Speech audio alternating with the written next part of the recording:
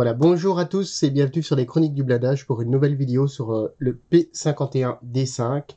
Ici, nous allons monter ensemble le cockpit. Donc, le cockpit se résume principalement à la première page. Donc, on va réaliser le montage des pièces en plastique. Ici, oui. Donc, le cockpit uniquement, les références sur toutes les pièces qui se situent sur la première page. Alors, pour commencer, je vais avoir besoin d'un petit peu de matériel. Je vais utiliser principalement une pince à dégrapper, quelques limes diamantés, un peu de papier abrasif, c'est du grain 300, de l'éponge Tamiya en grain 600, deux différentes Bruxelles et un scalpel avec une lame neuve. Pour ce qui est de la colle, moi j'utilise principalement la Tamiya en fluide. Maintenant, vous pouvez utiliser la marque que vous désirez. C'est parti pour le montage.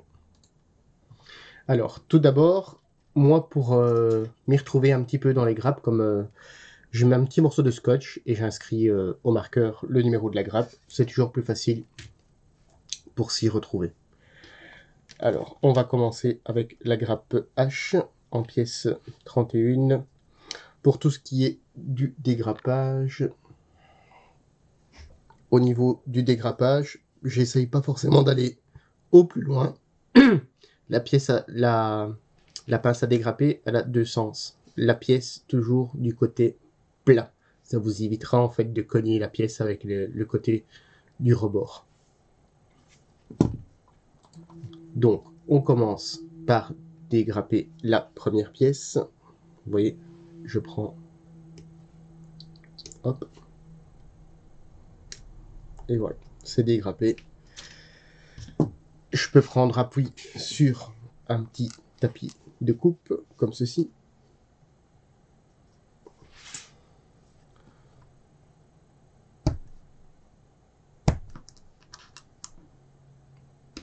Et après, je viens peaufiner avec une lime. Attention que la lime est quand même, entre guillemets, relativement mordante comparée à du papier abrasif. Alors, un produit que j'apprécie, c'est les éponges. Les éponges à poncer sont l'avantage d'être molles. Donc, même si vous allez... ça vous empêchera pas d'enlever tous les détails. Mais l'avantage, justement, c'est que ça permet d'en préserver pas mal. Donc, on a cette pièce-ci. On est donc sur le plan, ici, à la toute première étape.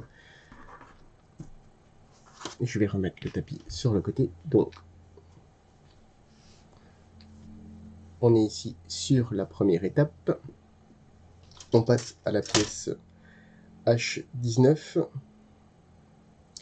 qui se situe ici. Voilà, toujours la même chose. Je me mets à quelques millimètres de, je vais dire, de la pièce pour ne pas l'abîmer. Et ensuite, je viens découper les tenons. Un petit peu de lime. L'avantage, le kit Édouard est vraiment très propre. Donc, on se réfère, voilà, dans ce sens-ci. Logiquement, c'est bon. Alors, il y a des petits tenons. Il y en a un qui est un petit peu abîmé. On va le remettre droit. Hop. Et voilà. Alors, pour coller les pièces, bon, moi je les colle avec par capillarité. Hop, j'ai inséré un petit peu de colle. Et il n'en faut pas plus. On va attendre quelques secondes. Celle-ci, c'est la colle, entre guillemets, à prise lente. Vous avez aussi chez Tamiya celle-ci en capuchon fluo, qui est avec une prise beaucoup plus rapide qui est presque enfin, identiquement la même que celle de chez Hamo, qui fonctionne vraiment parfaitement bien aussi, quoi. Après, c'est toute une question de choix. Donc ici, on a déjà un premier sous-ensemble de terminé. On va passer par la suite à la pièce H35. Donc, même chose, délicatement, je viens couper mes pièces. Et la H47 qui se situe ici. Alors, je peux prendre, toujours bien faire attention à ses doigts. Le plastique de chez Edouard n'est pas très dur, donc on peut se le permettre. Maintenant, quand les plastiques sont un peu plus durs, c'est un peu plus délicat, je dirais. Donc, on prend la pièce ici. Pour l'instant, toujours pas forcément besoin de Bruxelles. Les pièces sont relativement assez grandes. Donc, on vient mettre la pièce dans l'ergot. Un petit peu de colle. Alors, pour l'autre, il y a les deux tenons. On va mettre ça ici. Vous voyez, il y a les deux petits tenons.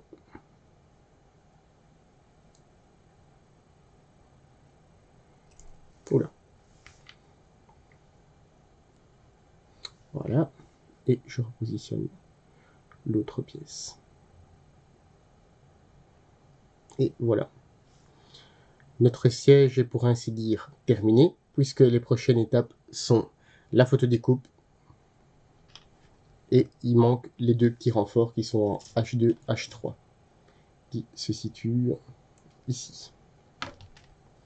Alors, ici, comme les pièces sont relativement petites, là, je ne prends pas ma pince à dégrapper au risque de tout abîmer. Je prends mon scalpel avec ma lame neuve et je passe tout doucement. J'aime bien travailler avec des lames neuves puisque ça permet, quand une lame est mal aiguisée ou en fin de vie, je veux dire, ça coupe plus très bien, donc on risque d'abîmer les pièces, ainsi de suite. Donc maintenant, n'hésitez pas à investir dans des lames récentes, je dirais. Je sais bien qu'il existe des pierres aussi à aiguiser les lames, mais voilà quoi. Moi, en général, principalement, je place une nouvelle lame à chaque fois que je commence un nouveau kit, je dirais. Donc, ici, on va mettre un petit peu de colle. Là, je mets ma colle au préalable. Alors, il y a un tout petit tenon ici.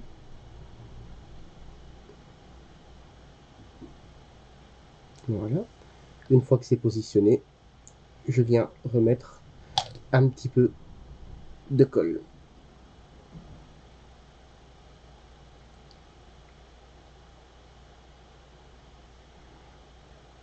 Voilà. La même chose pour l'autre côté. Je mets un petit peu de colle auparavant pour assister un peu. Après, la colle, c'est une histoire de goût, quoi. Suivant la marque que vous voulez utiliser ou que vous avez. Mais je privilégie une colle fluide à ce type de colle.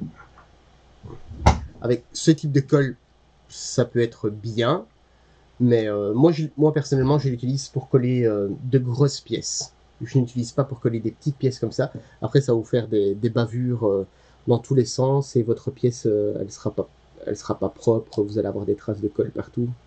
Et si vous voulez un travail impeccable, après, ça demande énormément de ponçage.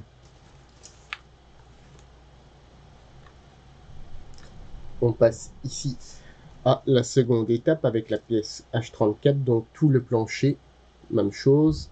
Je prends ma pince à dégrapper, hop.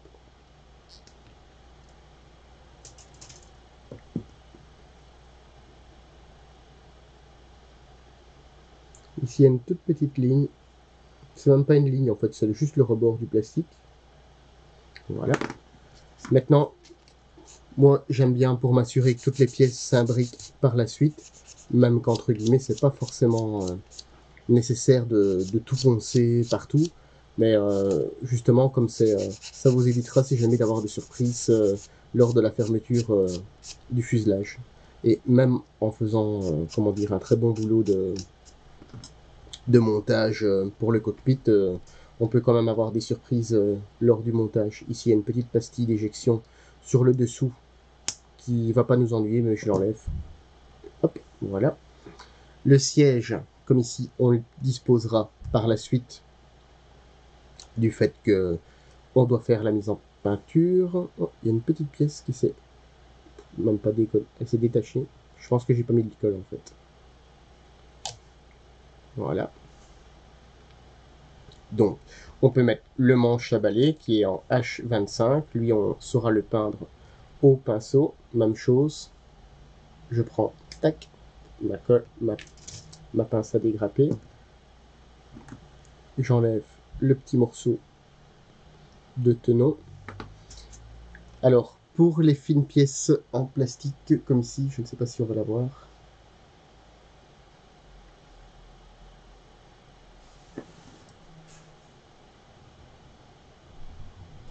Non, c'est vraiment beaucoup trop petit. En fait, il peut y avoir un léger, une légère ligne de moulage.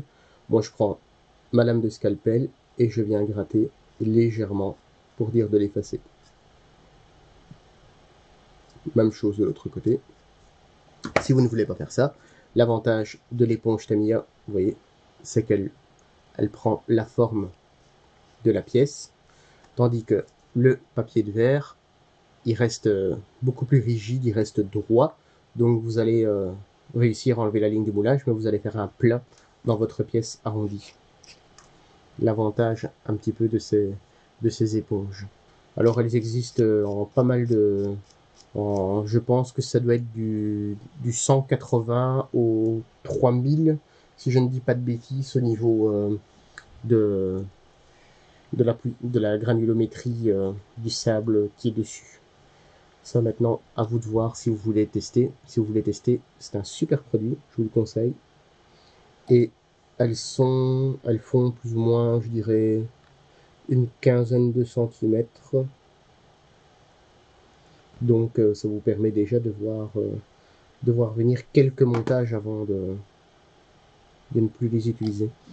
Elles sont disponibles aussi chez Domino, vous pouvez regarder chez notre partenaire Domino.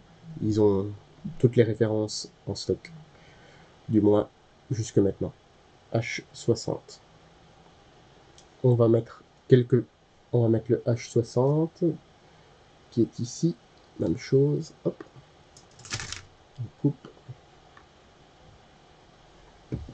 Ici c'est une petite pièce, pour ne pas se couper les doigts, on prend appui sur le tapis de coupe. Voilà. Des fois les pièces n'ont pas forcément besoin d'être constamment poncées.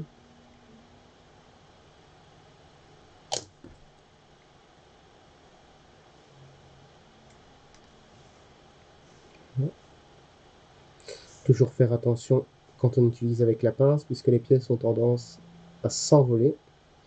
Et après, pour les retrouver, c'est une petite soirée à quatre pattes dans l'atelier. Voilà, donc l'ensemble ici du plancher est terminé. Ici, la pièce H29 qui est le réservoir. Nous allons aussi le dégrapper. Mais on ne le posera pas tout de suite du fait que c'est une différente couleur du cockpit. Et pour la mise en peinture, c'est toujours plus simple. Moi, personnellement, je préfère avoir un maximum de pièces détaillées. Vous voyez, cette éponge, c'est vraiment top. Je prends, hop. Et ici, c'est une 600. Au niveau granulométrie, on est en 600. Alors, ici, vous avez la seconde pièce.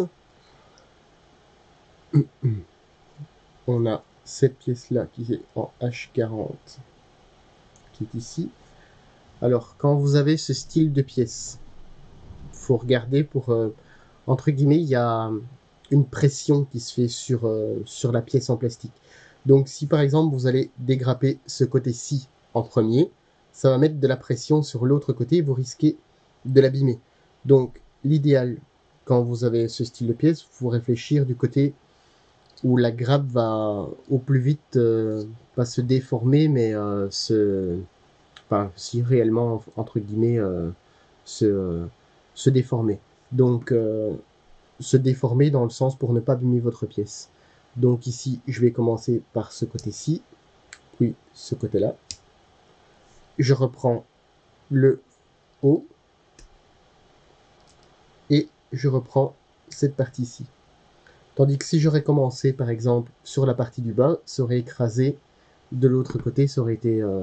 on aurait pu avoir... comment dire on aurait pu abîmer cette toute petite pièce.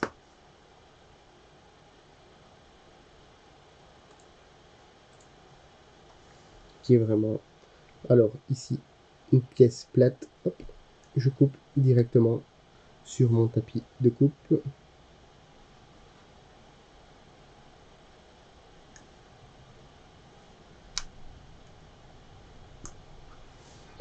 Voilà donc pour le principe.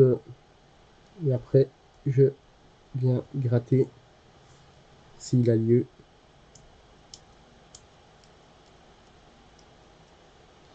Toujours jamais essayer d'enlever trop à la fois. Autrement, on va faire des erreurs. Donc la pièce, elle vient se positionner avec l'ergot vers le bas, comme ceci. Et on va pouvoir venir mettre, je sais pas si c'est des batteries ou autre, on va pouvoir venir mettre ces accessoires là, sur ici. Donc on est en H21, même chose, vous avez vu le principe. En général, presque tout le monde sait dégrapper les pièces, je ne dis pas le contraire. Et ici, par exemple, il y a un rebord. Donc, je passe ma lame sur le dessous. Et après, je viens faire une incision au niveau du rebord.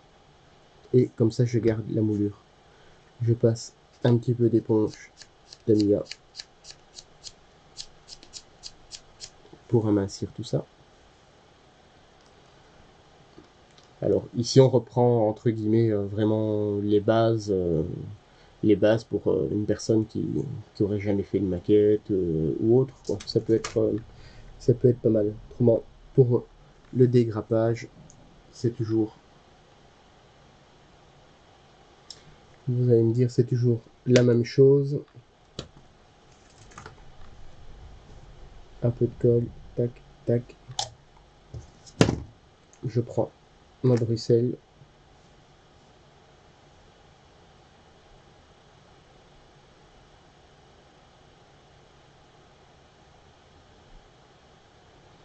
Et voilà. Donc, la première boîte est terminée. Celle-ci se met ici.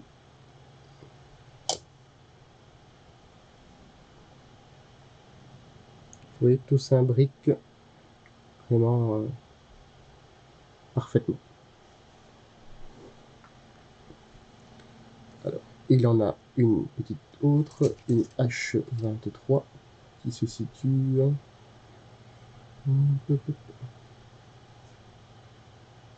H23 qui s'est dégrappé dans la boîte que j'ai justement, hop, ici.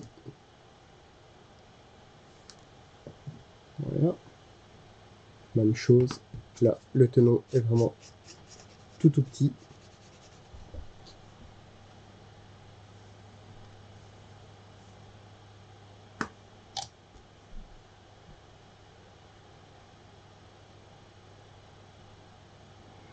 Et voilà. Donc, pour cette deuxième pièce, c'est terminé. Ici, vous avez les renforts, les cloisons latérales du cockpit, qui se situent donc en H... voilà, c'est celle-ci, en H20. Donc, même chose que pour tout à l'heure. Voilà, sur le bleu, on va mieux voir. Si je dégrade celle-ci en premier, d'office, je vais zoomer un petit peu pour vous. Donc, si je dégrappe celle-ci en premier, ça va écraser de ce côté. Même chose, pareil, de ce côté. Et si je dégrappe en premier celle-ci. Donc, ici, il y a beaucoup plus de plastique et je commence par celle-ci. Vous voyez, ça a bougé. Je fais celle-là. Hop. Hop. Et je termine par celui-ci.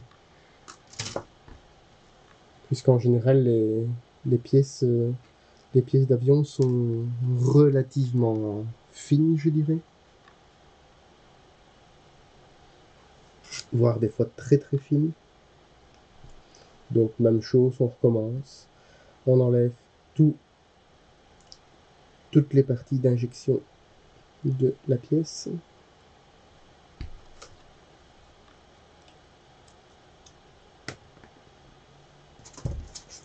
Voilà.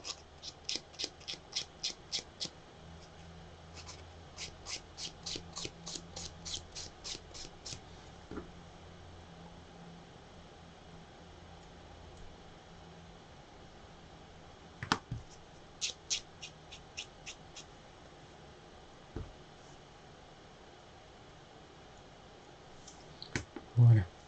Donc ici sur cette pièce-ci, on va pas placer grand-chose. Du fait que vous avez le choix entre la pièce ou la photo découpe. On verra lors de la pose de la photo découpe si c'est nécessaire d'enlever le plastique ou pas. Mais en général, pour tout ce qui est détail, c'est toujours... moi personnellement, j'aime bien le détail en plastique, surtout qu'ici, il est quand même relativement beau. On verra par la suite aussi le tableau de bord, lequel on choisira de mettre, si c'est celui en décal ou si c'est celui en plastique. Hop. Vous pouvez aussi piquer la pièce avec votre scalpel et la placer. Faut pas piquer énormément, faut juste la piquer un tout petit peu pour dire de... Ici la pièce est détachée toute seule.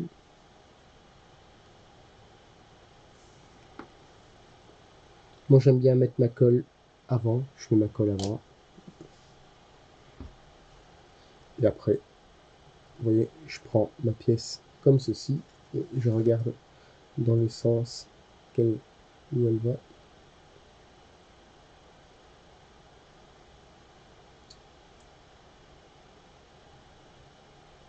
Voilà. Et comme celle-ci a un accès par l'arrière, je rajoute un petit peu de colle pour sécuriser le montage. Alors on nous signale de placer la pièce H54 qui est ici. Donc on place à l'envers. Et la H54 c'est quoi?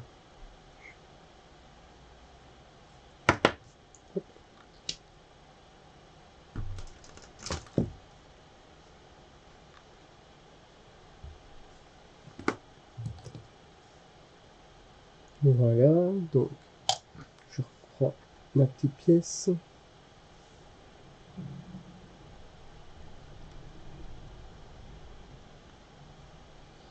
Voilà, donc ici vous avez un côté de la cloison qui est terminé.